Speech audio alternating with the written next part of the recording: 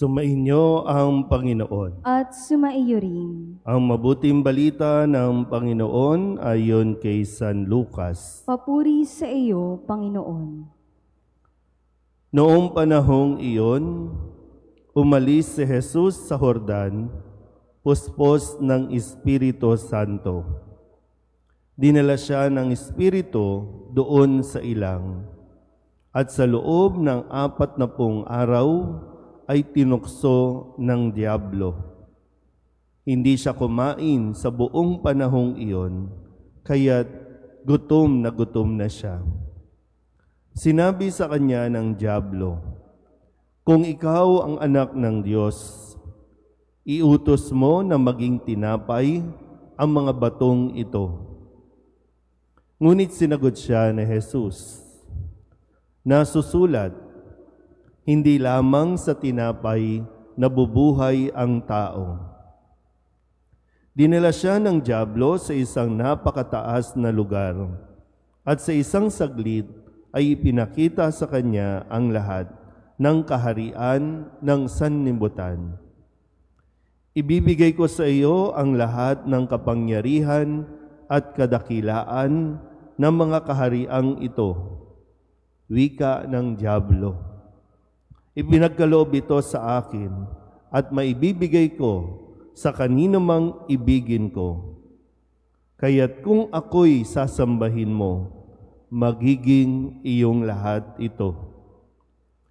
Sumagot si Jesus, "Nasusulat, ang iyong Diyos at Panginoon ang sasambahin mo, at siya lamang ang iyong paglilingkuran."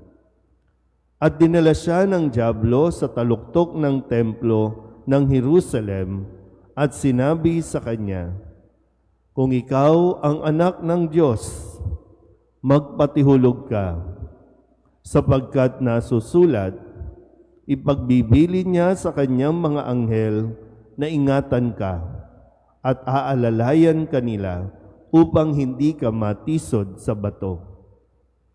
Subalit sinagot siya ni Jesus, "Nasusulat, huwag mong subukin ang Panginoon mong Diyos." Pagkatapos siyang tuksohin ng diablo sa lahat ng paraan, ito'y umalis at naghintay ng ibang pagkakataon. Ang mabuting balita ng Panginoon. Pinupuri ka namin, Panginoong Hesukristo. Isang magandang umaga po sa inyong lahat. Ngayon po ay unang linggo ng 40 araw na paghahanda para sa Pasko ng Pagkabuhay. 40 araw na paghahanda. At sinimulan natin ito noong, kailan po? Noong Miyerkules ng Abo o Ash Wednesday. O kamusta po ang pagpasok natin sa panahon ng Kuwaresma? So yung 40 araw, yan din ay Kuwaresma. Kaya nga Kuwaresma. 40 days na paghahanda.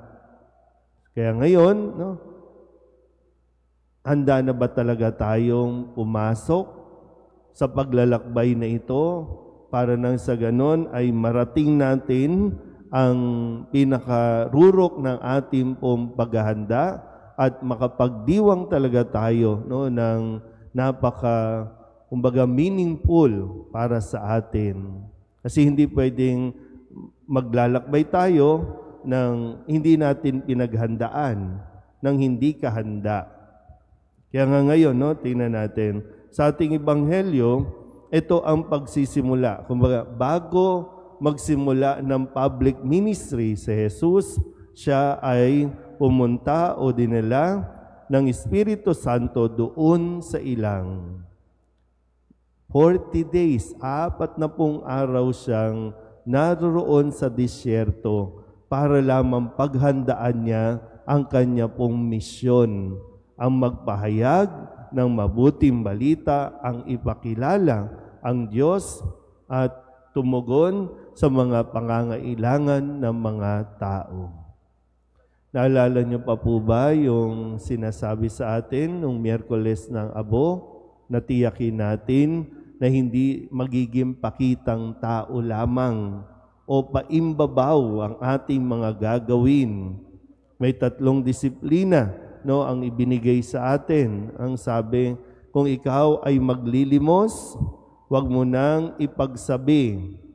Kung ikaw ay mananalangin, pumasok ka sa silid, yung walang nakakakita. At kung ikaw ay mag-aayuno, huwag mong ipangalandakan. Mag-ayuno ka at tiyakin mo na ito ay, no, sabi nga, hindi magiging pakitang tao lamang. Kung tutusin, no, itong 3 ito ay naririto rin sa ating Ebanghelyo.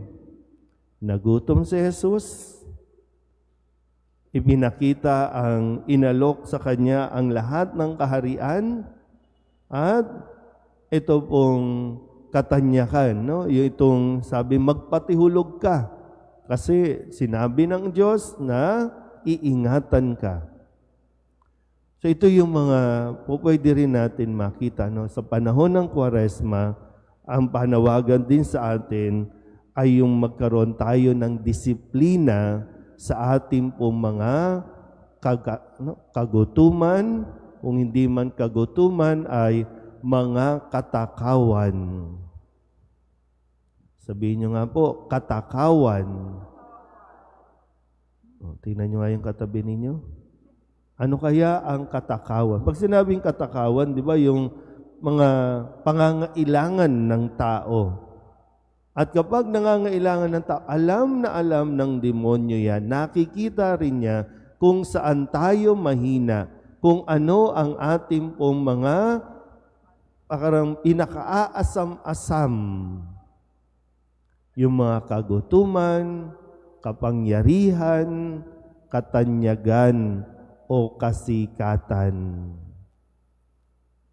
Nakakita na ba kayo ng demonyo? Ha? Kailan kayo huling nakakita ng demonyo? Ano ba itsura ng demonyo? Ha? Ano itsura ng demonyo? May sungay? Ano pa? May buntot?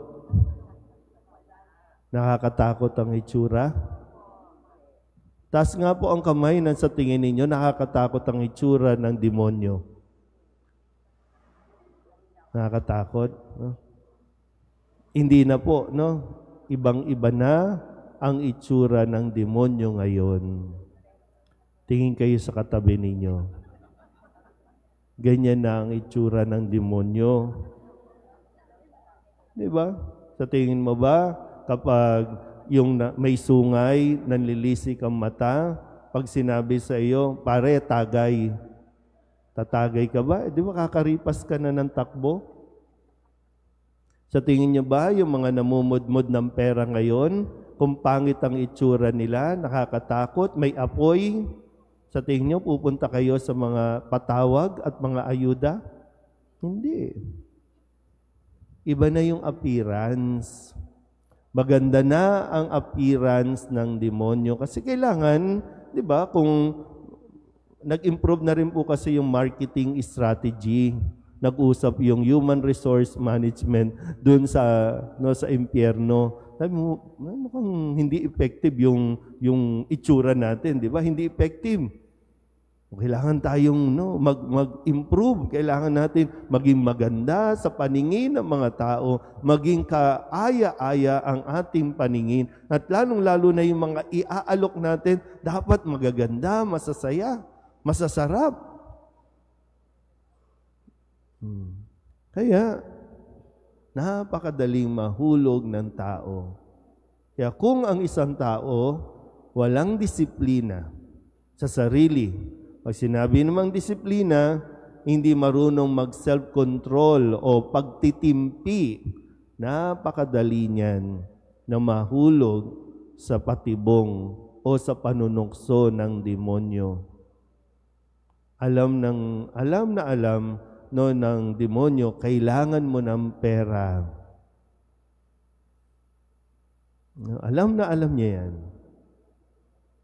Kaya, kung sino ang may pera, doon tayo magtitiwala.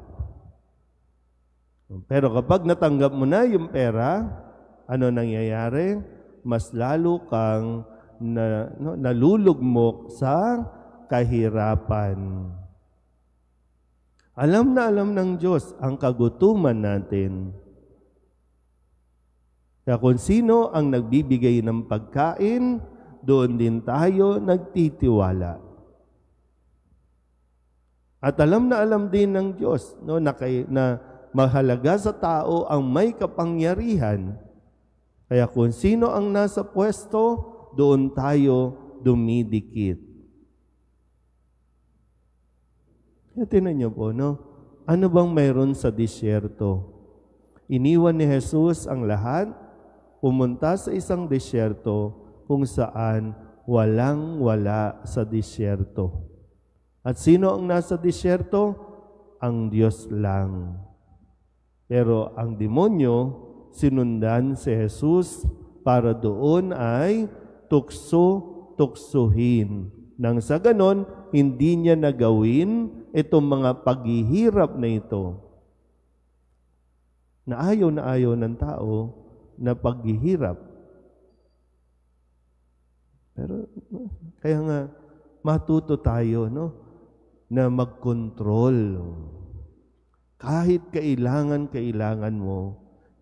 mong pigilan ang iyong sarili at magtiwala sa Diyos. Minsan magtiwala sa Diyos, ang dali lang sabihin. Pero kailangan natin pagsumikapan, gawin sa mga panahon na tayo po ay sinusubok. Kasi ayaw ng demonyo na tayo po ay manatili sa Diyos. Maging aware tayo. Huwag mong baliwalain yung reality na nag-i-exist ang demonyo para tayo demonyohin. Totoo ang demonyo. Si Jesus nga tinukso-tukso So, ba't natin i-deny? Totoo yan. Kahit sa mga mag-asawa, tinutukso kayo. Ngayon, ang dami rin. So, totoo po yan. Kaya, wag natin din baliwalain yung paano ba napagtagumpayan ni Jesus ang panunukso ng demonyo sa pananatili rin niya sa salita ng Diyos.